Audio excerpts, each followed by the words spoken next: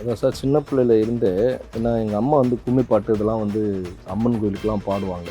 அப்போ அதில் இருந்தே நம்ம வந்து கோயில் இதுகளுக்கெலாம் வந்து கும்மி பாட்டெலாம் பாடுறதுலேருந்து அப்படியே வந்தது தான் சார். நம்ம அறியாமையே ஒரு சில விஷயங்கள் வரும் பார்த்தீங்களா. வாராண்டா அந்த சாங் வந்து ஓப்பனிங்கில் வரும் பார்த்தீங்களா. ஆமாம். வேலாயுதம் பறவை காலமலையாள கற்ப சன்னியாசி முடி பிச்சை மாங்கலை கரும்பு அந்த இது எல்லாமே வந்து என்னுடைய குலசாமி. கருப்பு அமைஞ்ச பாடலும் வந்து ஒரு 18 வருஷத்துக்கு அப்புறம் கரெக்டாக அமைஞ்சிருக்கு. இது வந்து நீங்கள் ஒரு தெய்வீக செயல் நினைக்கிறீங்களா இல்லை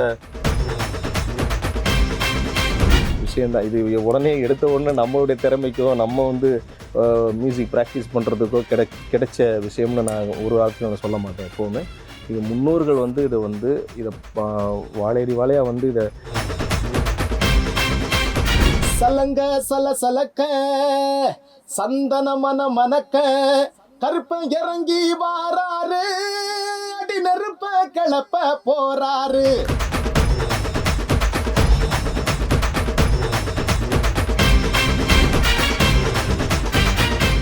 18 ஸ்டெப் பக்தி நேயர்களுக்கு வணக்கம். இன்றைக்கி நம்மளோட உரையாடுவதற்காக பிரபல பின்னணி பாடகர் VM மகாலிங்கம் அவர்கள் இணைஞ்சிருக்காரு. வாங்க அவர்கிட்ட பேசுவோம். வணக்கம் சார்.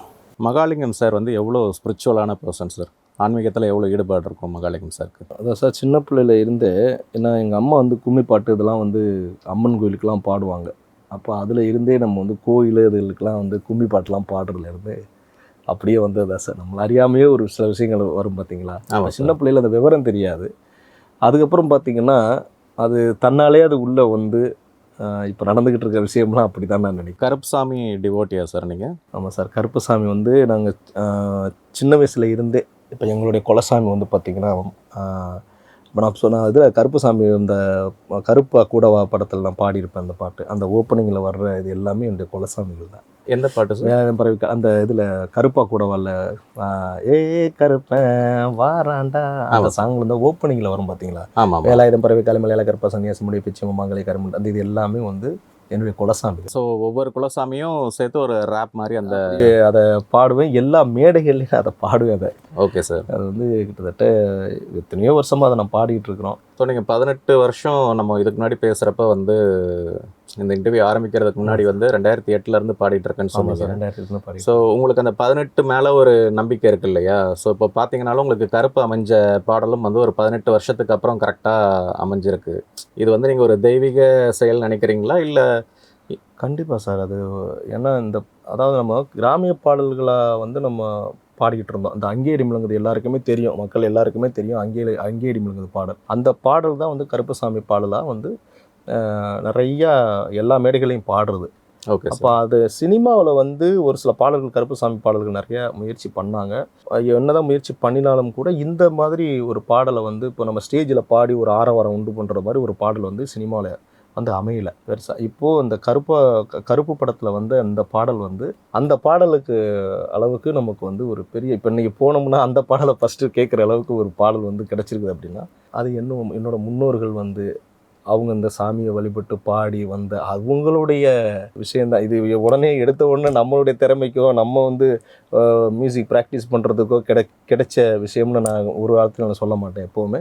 இது முன்னோர்கள் வந்து இதை வாழையடி வாழையாக வந்து இதை பாடல்களை பாடி அம்மன் பாடல்களை பாடி கருப்பர் பாடல்களை பாடி இப்படியே வந்து அது எனக்கு அது கிடச்சிருக்குது. இப்போ ஒரு பீரியடில் பார்த்தீங்கன்னா சார் இந்த பக்தி பாடல்களுக்கு வந்து எல்ஆர் ஈஸ்வரி அம்மா அவங்களுடைய பாடல்களாக இருக்கட்டும், அதுக்கப்புறம் இவர் சீர்காழி கோவிந்தராஜன் அவர்களுடைய பாடல்களாக இருக்கட்டும், இந்த மாதிரி ஒரு ட்ரெண்ட் வந்து இப்போ அழிஞ்சு போயிருக்கு இல்லையா? ஸோ பக்தி பாடல்கள்லாம் இன்னமும் நம்ம அவங்களுடைய பாடல்கள் தான் பார்த்துக்கிட்டு இருக்கோம், கேட்குறோம். ஏதாவது ஒரு அம்மன் கோயில் திருவிழா அப்படின்னாலும் சரி, ஏதாவது கோயில் திருவிழானா நம்ம அந்த பாடல்கள் தான் பார்த்துக்கிட்டு இருக்கோம். ஸோ அந்த ஸ்பேஸ் வந்து இப்போது ஒரு ஓப்பனாக இருக்குல்ல, அதை கேப்சர் பண்ணுறதுக்கு உங்களுக்கு ஏதாவது ஐடியா இருக்கா? அம்மன் பாடல்கள் அந்த மாதிரி ஏதாவது கேப்சர் பண்ணுறதுக்கு உங்களுக்கு ஐடியா இருக்கா? இல்லை சார், அந்த மாதிரி இல்லை. ஆனால் இப்போ எனக்கு ரொம்ப இன்ட்ரெஸ்ட் இருக்குது சார். ஏன்னா அவங்கெல்லாம் ஜாம்பவான்கள், லெஜெண்டு. அவங்கெல்லாம் வந்து அவங்கள வணங்கி தான் நம்ம இந்த பாடல்கள் நம்ம பாடுறோம். ஆமாம். TMS ஐயாவாக இருக்கட்டும், அதே மாதிரி சீர்காழி ஐயா, எல்ஆர்எஸ்வரி அம்மா, அதே மாதிரி வீரமணி ஐயா. ஆமாம். இவங்க எல்லாமே இப்போ அதுக்கு பின்னால் நிறையா பாடகர்கள் வந்து பக்தி இசை பாடல்கள் பாடிக்கிட்டு இருக்கிறாங்க. அவங்களோட வழியில் தான் நம்ம வந்து இப்போ பாடிட்டு இருக்கிறோம். எனக்கு என்னென்னா இந்த பக்தி இசை பாடல்கள் வந்து இப்போ கிராமிய பாட்டெலாம் பாடிட்டு இருந்தோம். பக்தி இசையில் வந்து நமக்கு நிறையா ஆப்பர்ச்சுனிட்டி கிடைக்கிது. அதை வந்து மக்கள் வந்து ரசிக்கிறாங்க. நிறைய பேர் வந்து அந்த பார்க்குற மேடைகள்லாம் நீங்கள் பக்தி பாடல்கள் நிறையா பாடுங்க அப்படின்னு சொல்லும்போது நிறையா பாடிட்டே இருக்கணும். இப்போ பார்த்தீங்கன்னா நிறைய பக்தி இசை கச்சேரி நிறையா பண்ணிகிட்ருக்கிறேன். இப்போ வெளிநாடுகளாக இருக்கட்டும், இங்கேயா இருக்கட்டும், இங்கே நிறைய இடங்களில் வந்து என்னுடைய பேண்டோட நான் பக்தி இசை நிகழ்ச்சி நிறைய நான் பண்ணிகிட்ருக்கிறேன். அதனால் வந்து வாய்ப்பு கிடைச்சிட்ருக்கு. ஓகே. அதில் ரொம்ப இன்ட்ரெஸ்டிங் இருக்குது சார் எனக்கு. ஓகே. ஸோ அந்த ஃப்யூச்சரில் வந்து நாங்கள் அந்த பக்தி ரிலேட்டடான ஆல்பம் வந்து மகாலிங்கம் சார்கிட்ட வந்து எதிர்பார்க்கலாம். கண்டிப்பாக சார். ஓகே. கண்டிப்பாக. ஆமாம். இப்போது நான் இடையில நான் பாடிட்டு தான் இருக்கிறேன். Okay sir. நிறையா பக்தி இசை பாடல்களும் நிறையா பாடிட்டுருக்கிறேன். சினிமா பாடல்களும் ஒரு பக்கத்தில் நமக்கு நல்லா வாய்ப்பு கிடைச்சிட்ருக்கு. பக்தி பாடல்களும் நிறையா பாடிட்டுருக்கோம் சார், ஆல்பம் சாங்ஸ். தோற்றமாக வந்து ஒரு ரக்கட் ஃபீல்டில் நீங்கள் இருக்கிறதுனால சினிமா வாய்ப்புகள் எதுவும் உங்களுக்கு சினிமா? ஆமாம் சார், நடிக்கிற வாய்ப்பு இருக்குது. ஆமாம், போயிட்டுருக்குது. படம் ஒன்று நடிச்சிட்டு இருக்கிறேன் சார். அப்படியா? அது கொஞ்சம் வெளியில் வர அந்த இதெல்லாம் வந்ததுக்கப்புறம் நான் சொல்கிறேன். தெலுங்கில் பண்ணிகிட்ருக்கிறேன் சார். தெலுங்கில் பண்ணிகிட்ருக்கிறேன். அது ஷூட்டெல்லாம் ஓரளவு முடிஞ்சிருச்சு. இன்னும் ஒரு 2-3 நாள் மட்டும் ஒரு ஒர்க் இருக்குது. ஓகே. அதனால் இது வந்து கிட்டத்தட்ட ஒரு 1.5 வருஷமாக ப்ராசஸ் ஆகி எனக்கு வந்து டேட் என்ன ஒரு 30-35 நாள் சார். அதில் வந்து இடையில நான் போய் எல்லாம் பண்ணி கொடுத்துட்டு வந்து இப்போ ஒரு 10-15 நாள் அங்கே தான் இருந்தேன். Okay sir. எல்லாம் முடிச்சு கொடுத்து வந்துருங்க. ஆனால் நமக்கு ஏற்றது மாதிரி நான் சொன்னேன் பார்த்தீங்களா, ஆமாம், அதே கலை சார்ந்த ஒரு பயணமாக இருந்தால் அதுவும் நான் ஒரு இன்ஸ்ட்ருமெண்ட்டை கையில் வச்சுக்கிட்டு அப்படியே பாடுறது மாதிரி, ஒரு தெருக்கூத்து பாட்டு பாடுற மாதிரி, மக்களுக்கு கதை சொல்கிற மாதிரி, அப்படி ஒரு கேரக்டர். சூப்பர். அது எல்லாமே இதெல்லாம் வந்து அமைது கருப்பருடைய அருள் தான்.